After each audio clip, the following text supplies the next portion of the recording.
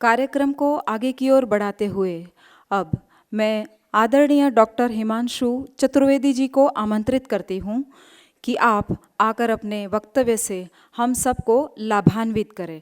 Doctor Himanshu Chaturvedi ji.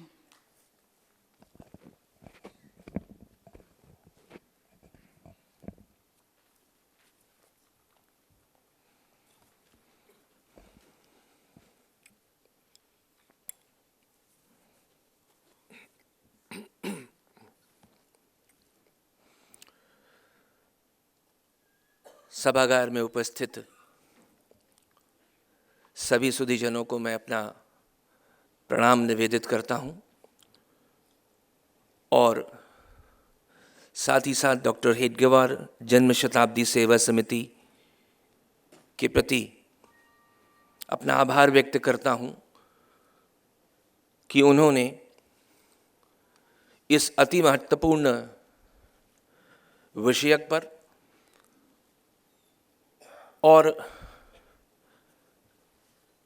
Doctor Hedgewar जन्म शताब्दी सेवा समिति जैसी राष्ट्रीय कार्य संस्था के अंतर्गत मुझे यहाँ आने का सुअवसर और सौभाग्य प्रदान किया। मंचासीन परमादरणीय ताई जी, जिनसे सवेरे कुछ पाठ भी पढ़ने का सुअवसर मिला, माननीय वन्य जी भाई साहब, जिन्हें कल पदार्पण से लेकर के और अब तक जो भी कष्ट मैंने दिए हैं उसके लिए मैं क्षमा चाहूँगा, माननीय जगदीश भाई पोपट जी और सुश्री धराबेन देवदत्त भाई पांड्या जी, आप सबको भी प्रणाम।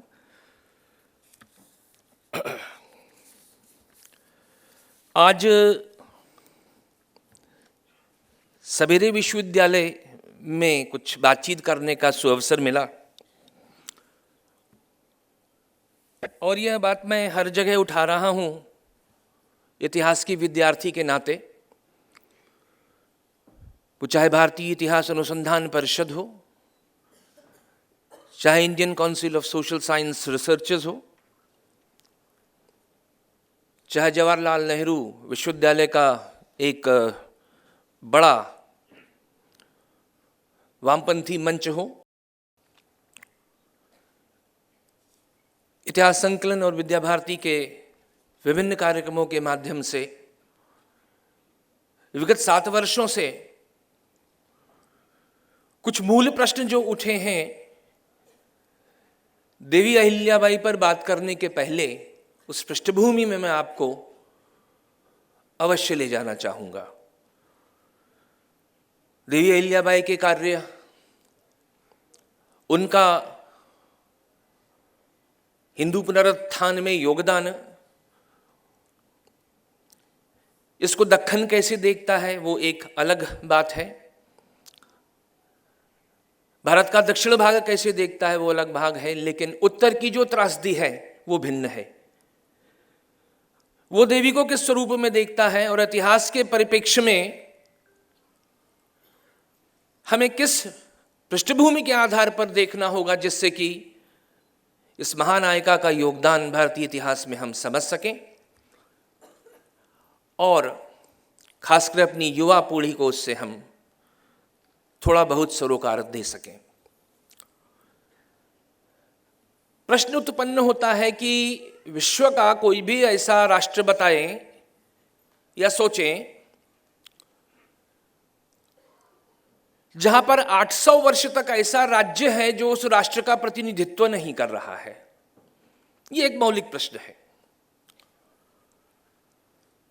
आपको समूचे विश्व में ऐसा उदाहरण नहीं मिलेगा कि किसी राष्ट्र में ऐसा राज्य काम कर रहा हो जो 800 वर्षों तक उस राष्ट्र का प्रतिनिधित्व करने वाली संस्था नहीं है।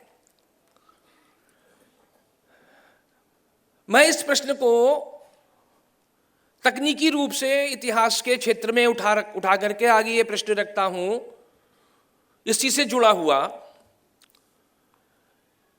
कि फिर विश्व का कोई ऐसा राष्ट्र बताइए जहां की राज्य 800 वर्ष तक उसका प्रतिनिधित्व नहीं कर रहा था और उसकी संस्कृति और सभ्यता जीवित रही हो।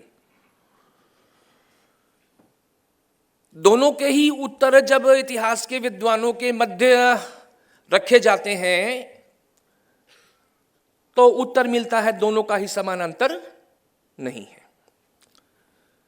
अर्थात इस धरा पर कोई ऐसा राष्ट्र नहीं जहां 800 वर्षों तक राज्य उसका प्रतिनिधित्व नहीं कर रहा हो और वह राष्ट्र अपनी संकल्पना में, अपने मूल्यों में, अपनी परंपराओं में, अपने आदर्शों में और अपनी मौलिक सभ्यता और संस्कृति में आज 21वीं शताब्दी पर दोनों पैरों पर स्थायी रूप से खड़ा हुआ है। उसकी सभ्यता और संस्कृति को देखने के लिए किसी संग्रहालय में जाने की आवश्यकता नहीं है।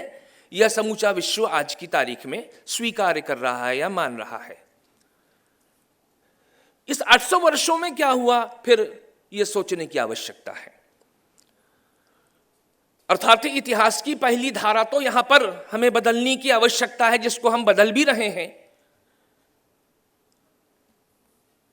कि हमने 800 वर्ष तक प्रतिरोध किया और उस प्रतिरोध का सुपरिणाम है कि हम आज भी अपनी मूल अवस्था में खड़े हुए हैं। प्रश्न यह है कि वह प्रतिरोध को हम भू राजनीतिक देखें कि उस प्रतिरोध को हम भू सांस्कृतिक देखें। यही विडंबना हुई भारतीय इतिहास की कि उसकी प्रस्तुति जो कर दी गई वह प्रस्तुति भू राजनीतिक कर दी गई। हम हारते गए, हम हारते गए, हम हारते गए, हम हारते गए। लेकिन पहले जो दो प्रश्न हैं, जब इसको भू सांस्कृतिक आधार पर ले जाइएगा तो हम लड़ते गए, हम प्रतिस्पर्धा करते गए, हम प्रतिरोध करते रहे और उस प्रतिरोध का ही सुपरिणाम है कि आज हम अपने मूल रूप में खड़े हुए हैं। और उस प्रतिरोध की कड़ी के रूप में अगर आप किसी को उठा करके देखेंगे और एक सूची तैयार करेंगे कि वे कौन से महानायक और नायिकाएं हैं जिन्होंने 800 वर्ष तक यह प्रतिरोध किया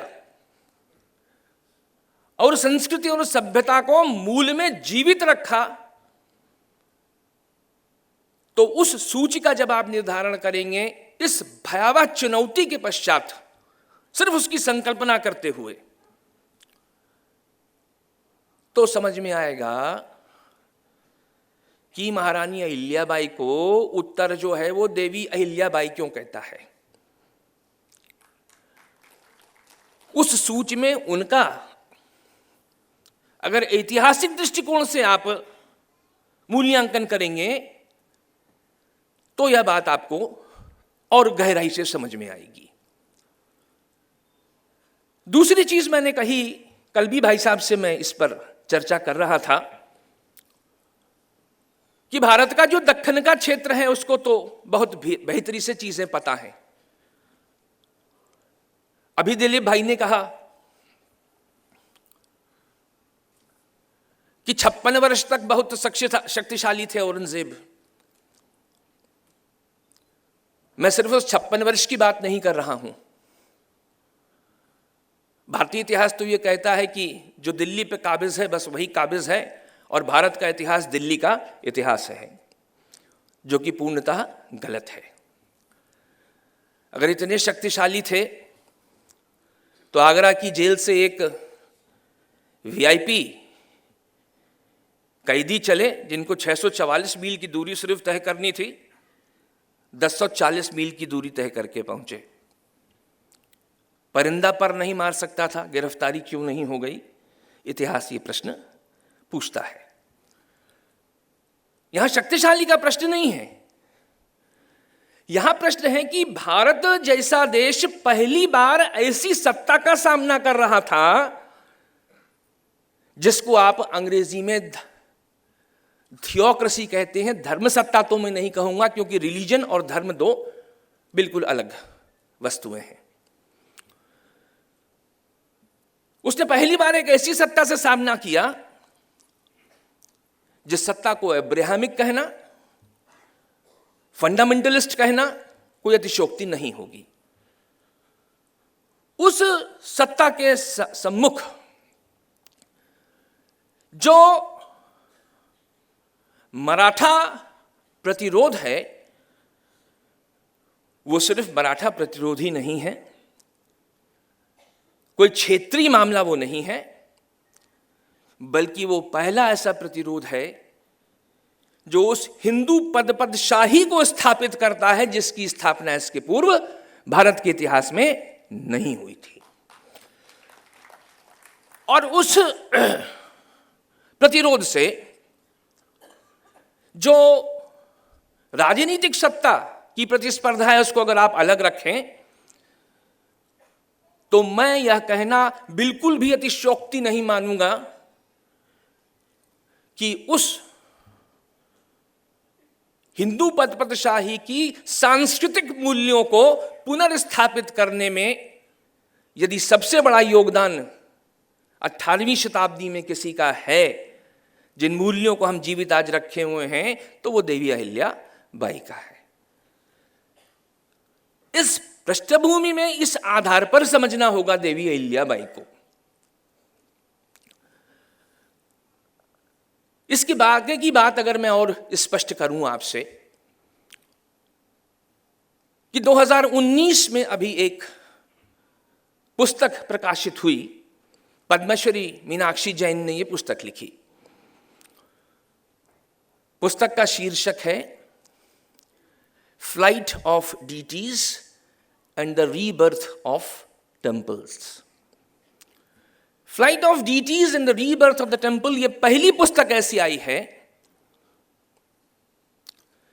जिसमें मीनाक्षी जैन ने दो बड़े मार्मिक प्रश्न उठाए। सब देवी अहिल्याबाई के संबंध में है। पृष्ठभूमि और आधार को मैं स्पष्ट करना चाहता हूं।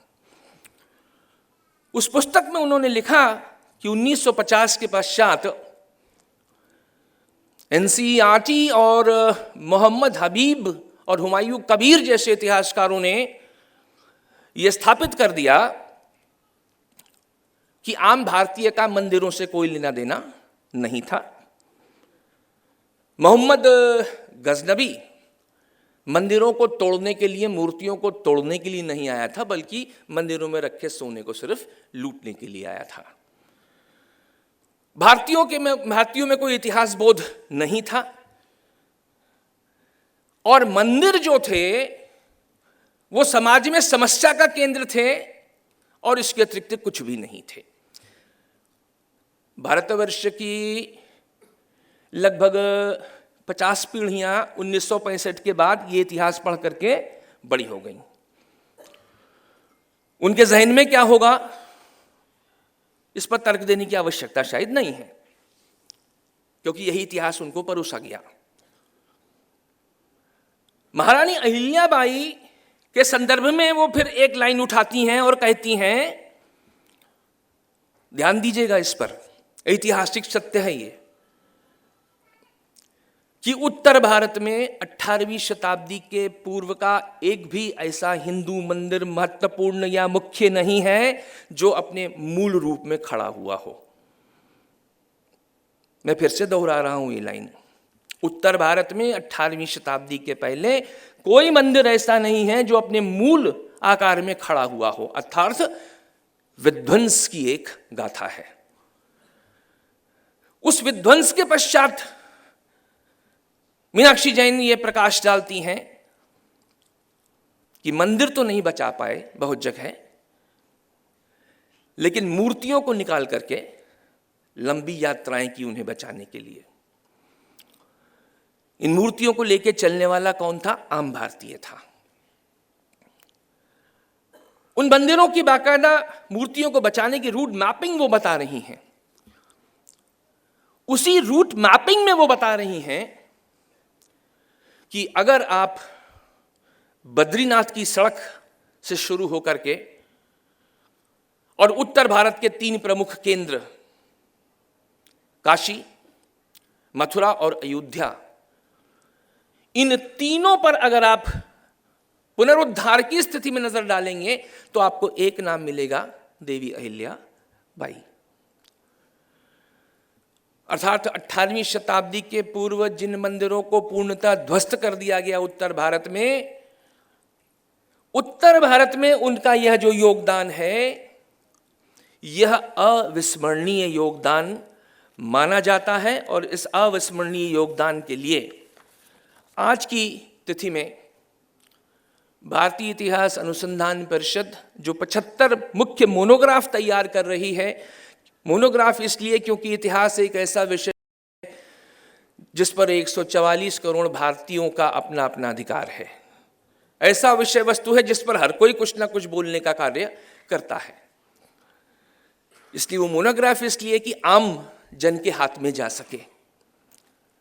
और उन 75 की श्रेणी में देवी अहिल्याबाई को प्रमुख स्थान दिया गया है कि उनका जो योगदान है, उस योगदान को समझना या जानना बहुत आवश्यक है। लोकमाता देवी अहिल्याबाई के संबंध में अभी एक और महत्वपूर्ण चर्चा चली, जिसका सामना हम लोगों को कई जगह करना पड़ता है, खासकर जेएनयू जैसे संस्थानों में और अन्य जगह भी। हर कोई जानता है वो शिव भक्त थी, हर कोई जानता है उनकी राजाज्ञाओं पर क्या लिखा रहता था। तो अभी 4 साल पहले एक विद्वान ने ये कहा कि वो तो अंधभक्त थीं, सिर्फ भक्ति में डूबी रहती थीं, उन्हें शासन और सत्ता का ज्ञान कहाँ था। राजा क्या है, राजा का धर्म क्या है। इस पर फिर यह जवाब दिया गया कि देवी अहिल्या शिव भक्त थीं तथा राजाज्ञाओं पर श्री शंकर आज्ञा अवश्य लिखा रहता था। ये कहा गया कि अवश्य लिखा रहता था। लेकिन कुछ तथाकथित आधुनिक मार्क्सवादी उन्हें अंधभक्त कहते हैं। समस्या है उनकी ओछी समझ की। प्रख्यात चिंतक काशीनाथ त्रिवेदी जी को उठाते हुए यह जवाब दिया गया अभी 4 वर्ष पहले कि देवी अहिल्याबाई का मत था कि सत्ता मेरी नहीं, संपत्ति भी मेरी नहीं। अब अनुमान लगाइए राजधर्म और देवी अहिल्याबाई क्या कह रहे हैं। जैसे ही राजधर्म कहिए तब वैसे ही बड़ी मजबूरी आकर के खड़ी हो जाती है कि अरे धर्म से राज्य को जोड़ दिया। फिर ये समझाना पड़ता है कि नहीं, धर्म जो है हमारे यहाँ रिलीजन नहीं है। धर्म मतलब हमें क्या करना चाहिए और क्या नहीं करना चाहिए से संबंधित है। तो कहती हैं कि राज्य मेरी संपत्ति नहीं, सत्ता मेरी अपनी नहीं, और जो भी कुछ है वो भगवान का है। अर्थात इस सोच के साथ दास्ता और क्रूरता का जो पाषाण युग चला भारत में, जिसमें दैवीय संवेदना के स्पर्श से उस वात्सल्य को उन्होंने जन्म दिया जिनके चलते पीढ़ियां उन्हें लोक माता के नाम से ही पुकारेंगी और पुकार रही हैं। इस समस्त पृष्ठभूमि में अगर आप देवी अहिल्या बाई के ऐतिहासिक रूप को उनको देखने की कोशिश करें तो न जाने आप कितने अनगिनत उनको भागों में बांट लेंगे। आप उनकी प्रशासनिक क्षमता, आप उनकी मालगुजारी की क्षमता, माहेश्वर को एक उद्योग के मुख्य केंद्र में विकसित करने की क्षमता, महिला सशक्तिकरण की क्षमता, और देवी इसलिए क्योंकि जो उन्होंने जीवन में दुख उठाए उनकी अगर सूची रखी जाए तो वो भी बहुत लंबी है। लेकिन उसके बावजूद भी जो उनका योगदान है, उस योगदान को मैं इस सभा के समक्ष निवेदन करना चाहूंगा कि इतिहास की मुख्य धारा को तमाम प्रकार से ठीक करने के प्रयास किए जा रहे हैं। अभी प्रयास हैं, थोड़ा समय और लगेगा। इस प्रयास के तहत देवी अहिल्याबाई से संबंधित जो भी ऐसी सामग्रियां हो जो कि यहां पर मूल अपनी प्रतियों में हो, जिनको हम लोग रिसोर्सेस कहते हैं, क्योंकि मैं यह नहीं क्लेम कर सकता कि मुझे मराठा इतिहास के विभिन्न पक्षों की पूर्ण जानकारी है, वह स्थानीय स्रोतों से ही निकल करके आएंगे। तो ये मैं निवेदन और गुजारिश जरूर करूंगा कि अगर ऐसे कोई स्रोत निकल करके आते हैं तो कृपया उन्हें उपलब्ध करा दें, जिससे कि देवी अहिल्याबाई के ऊपर जिस मोनोग्राफ को भारतीय इतिहास अनुसंधान परिषद लाने की तैयारी में है, उसको हम ठीक प्रमाणिक ऐतिहासिक रूप देने का काम कर सकें। जहां तक सूची का प्रश्न है, तो सूची बड़ी लंबी है उनके पुनरुत्थान से जुड़े हुए कार्यों की। यद्यपि मैं वो पूरी सूची लेकर के आया हूं, और जो प्रमाणिक कार्य मिला वो लगभग आज से 15 वर्ष पहले national book trust of India ने छापा, एनबीटी के द्वारा छापा गया वो कार्य है, जिसमें कि पूरी की पूरी सूची दी हुई है कि उन्होंने कहां कहां किस किस चीज का निर्माण किया हुआ है। लेकिन अगर आप उत्तर के संदर्भ में देखेंगे तो काशी में जो मूल स्तंभ के ऊपर उनके विषय में लिखा गया है, उस मूल स्तंभ पर लिखी हुई बात को हम लोग बेहद प्रामाणिक और महत्वपूर्ण मानते हैं। और उसमें यह स्पष्ट लिखा गया है, शुरुआत मल्हाराव होलकर जी से हुई है, उसके बाद स्तंभ का दूसरा भाग देवी अहिल्याबाई जी के ऊपर आ रहा है, और वो लिख रहा है, वो कह रहा है कि काशी के पुनरुद्धार में जो भूमिका का निर्वाह उन्होंने किया है, वह भूमिका का निर्वाह वो प्रभु आज्ञा पर ही कर सकती थी, उसके नीचे नहीं संभव था। और सिर्फ काशी ही नहीं, आप किसी भी राजनीतिक सत्ता को उठा लीजिए 18वीं शताब्दी की, देवी अहिल्याबाई के समय में, वो चाहे हैदराबाद के निज़ाम की सत्ता हो, चाहे कहीं और की सत्ता हो, सब जगह वो पुनर्निर्माण का कार्य करती चली जा रही हैं। अंतिम बात जो देवी अहिल्याबाई को लेकर के खासकर आज के इतिहास लेखन में चिंता है, तो हम भारतीयों के लिए कह दिया गया कि इनके पास इतिहास बोध नहीं है। ये एक बड़ा आक्रमण हुआ। उस इतिहास बोध का प्रत्युत्तर दो ही लोग दिखाई देते हैं अब तक।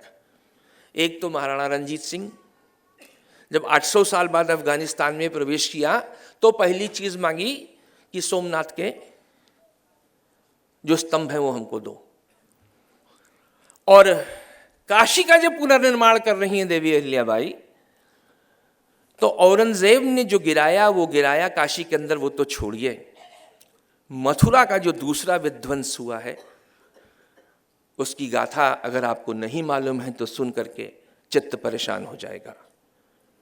फिरोज शाह तुगलक दूसरा विध्वंस कर रहा है मथुरा का, मंदिरों को तोड़ने के साथ साथ मूर्तियों को तोड़ रहा है, मूर्तियों को तोड़ने के बाद उनको बटखरे के रूप में कसाईयों को दे रहा है कि इससे मांस तौलने का काम करो। लिखित दर्ज है इतिहास के पन्नों में। मथुरा के पुनर्निर्माण की तरह जब वो घूम रही हैं तो मथुरा में एक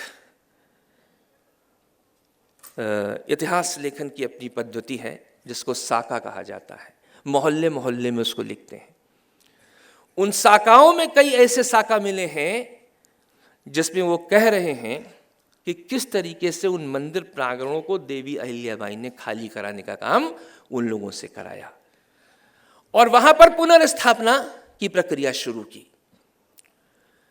तो मैंने आपसे कहा कि उत्तर भारत में तो बड़े भिन्न रूप में वो देखी जाती हैं, और उत्तर भारत में उनको सिर्फ पुनरुत्थान से जोड़ करके देखते हैं, क्योंकि वह पुनरुत्थान जहां से मैंने आपसे बातचीत शुरू की कि वह समय काल, उसमें आपको और हमको जाना पड़ेगा कि 800 वर्ष तक राज्य हमारे साथ नहीं था। हम अगर जीवित रहे अपने मूल में तो उस जीवंतता के इतिहास और उस प्रतिरोध और उस पुनरुत्थान की अगर ऐतिहासिक दृष्टिकोण से बातचीत करेंगे तो शायद 18वीं शताब्दी में मुझे देवी अहिल्याबाई से बड़ा कोई महानायक दिखाई नहीं देता। इन्हीं शब्दों के साथ मैं अपनी वाणी को विराम देता हूँ। आप सभी को पुनः प्रणाम निवेदित करता हूँ। पुनः आयोजकों को बहुत अधिक साधुवाद देता हूँ कि आपने ये सौभाग्य दिया। आधे घंटे में विषय को इससे आगे अधिक ले जाना थोड़ा मुश्किल था। जो त्रुटि हुई हो वो मेरी। आप सबको पुनः प्रणाम।